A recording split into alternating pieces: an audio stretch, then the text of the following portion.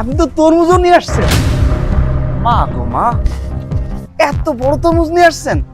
বাবা বিশ্বাস করেন, আমি আমার জীবনে এত বড় তরমুজ দেখিনি। এত বড় তরমুজ আমাদের তো মনে হয় 6 মাস হবে। আপনি এটা 1 মাসের জন্য নিয়ে আসছেন। আফসোস, আমরা এমন একটা সমাজে বসবাস করি যে সমাজের গরিব লোকেরা না খেয়ে রোজা রাখে, ইফতারের সময় ইফতারি পায় না, ফুটপাতে রাস্তার ধারে তার মতো পড়ে থাকে। আর এদিকে বড় লোকেরা ডাইনিং টেবিলে সুন্দর করে খাবার সাজিয়ে কুকুরকে খাওয়াচ্ছে। মা শেফা, কেমন আছিস মা? ভালো আছি বাজান, তুমি কেমন আছো? ভালো আছি। কি নিয়েছো তুমি হাতে করে এগুলা? ইফতারি আনছি। এত ইফতারি আনতে গেছো কেন তুমি? সালাম আলাইকুম আব্বাজান। ওয়ালাইকুম। বাবা, তোমার বাবা ইফতার নিয়ে আসছে? হ্যাঁ। বাহ, অনেকগুলো ইফতারি নিয়ে আসছে তো। তা বাবা কি কি নিয়ে আসছেন দেখি একটু। বাপ রে বাপ, আধা কেজি মুড়ি নিয়ে আসছে, পুরা 30 দিনের খাবার। বাবা দারুণ হয়েছে কিন্তু, আধা কেজি মুড়ি। আর কি নিয়ে আসছে একটু দেখি।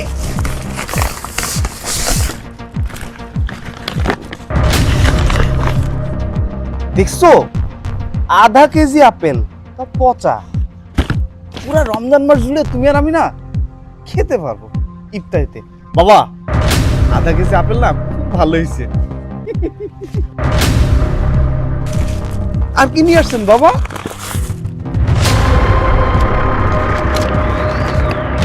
ওমা,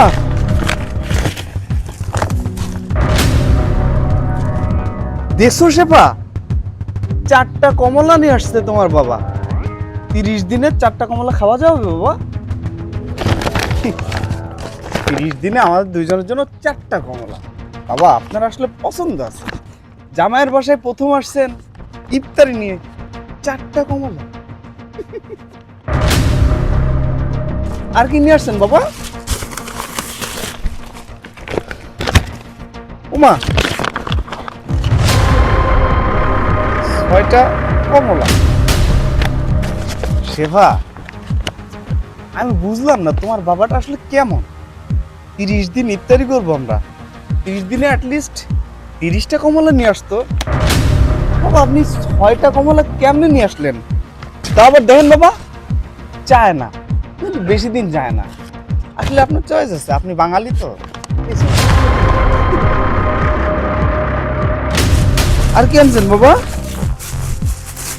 ওরে বাপরে বাপ, তোমার বাবা মেলা কিছু নিয়ে আসছে। ওরে বাপরে বাপ, 2টা বেদানা দেখছো শেফা? বাবা আপনি 2টা বেদানা নিয়ে আসছেন 30 দিনের জন্য।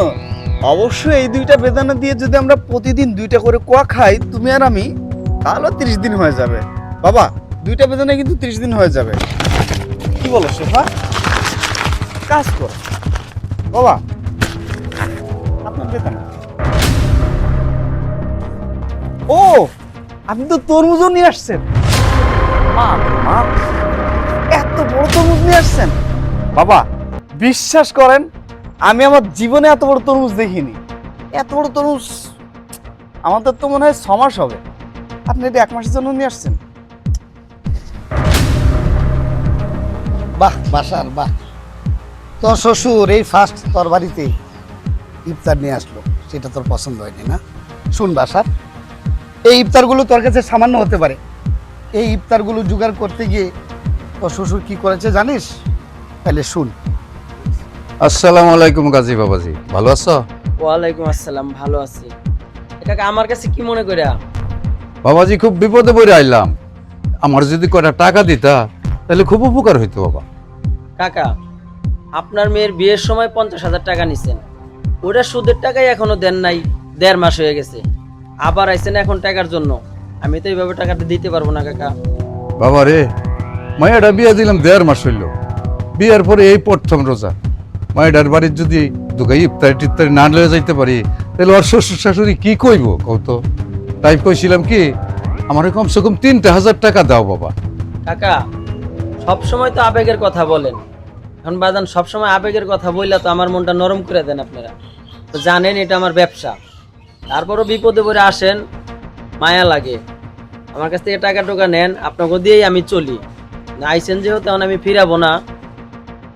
নেন, মায়ের বাড়িতে ইফতার নিয়ে যাবেন, এটাও একটা সবের কাজ। কিন্তু কাকা, এই যে 2 মাসের লাভের টাকাটা একসাথে দিয়েন। আসল টাকাটা থাক, আসলটা 2-4-6 মাস যা থাকে থাকুক, কিন্তু লাভেরটা সময় মতো পরিশোধ করে দিয়েন। আচ্ছা বাবা, আমি চেষ্টা করবো তোমার টাকাটা সময় মতো দিয়ে দেওয়ার। ঠিক আছে, তাহলে আজকে আসেন, আমি এক জায়গায় যাইতেছি, জরুরি কাজ আছে কাকা। হ্যাঁ? যাও বাবা। ঠিক আছে, আসসালামু আলাইকুম।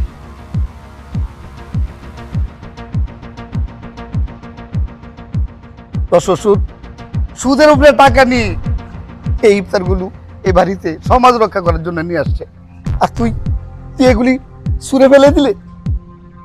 বাবা, তুমি সুদের উপর টাকা নিয়ে আমার শ্বশুরবাড়ির লোকজনদের জন্য ইফতার কিনে নিয়ে আসছো।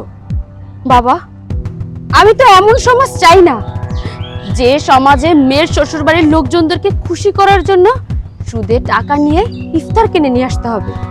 আমি মনে করেছিলাম আমি একজন ভালো জীবন সঙ্গী পেয়েছি, কিন্তু না, ও তো মানুষ না, ও একটা অমানুষ। আফসোস, আমরা এমন একটা সমাজে বসবাস করি যে সমাজের গরিব লোকেরা না খেয়ে রোজা রাখে, ইফতারের সময় ইফতারি পায় না, ফুটপাতে রাস্তার ধারে কুত্তার মতো পড়ে থাকে। আর এদিকে বড় লোকেরা ডাইনিং টেবিলে সুন্দর করে খাবার সাজিয়ে কুকুরকে খাওয়াচ্ছে। লজ্জা হয় আমার, এরকম একটা বাড়িতে আমার বিয়ে হয়েছে। বাবা, এই বাড়িতে আমি আর এক মুহূর্ত থাকতে চাচ্ছি না। আমি তোমাকে নিয়ে এক্ষুনি এই বাড়ি থেকে চলে যাব। যেই লোক কিনা একজন বাবার কষ্টের টাকার ইফতার পায়ের নিচে ফেলে দিতে পারে, সেই লোক কখনো মানুষ হতে পারে না। এরা হলো নোংরা মন মানসিকতার মানুষ।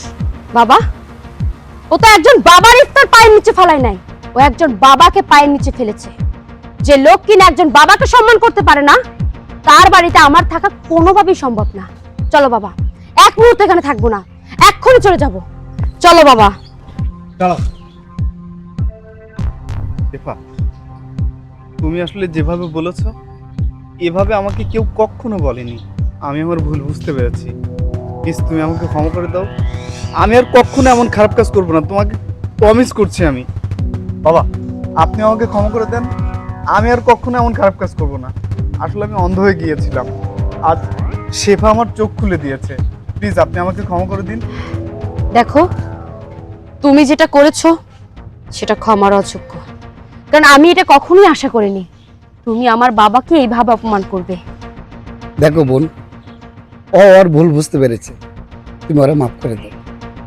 ওরে মা, জামাই বাবাজি যখন তার ভুল বুঝতে পারছে, তুই তাকে ক্ষমা করে দে।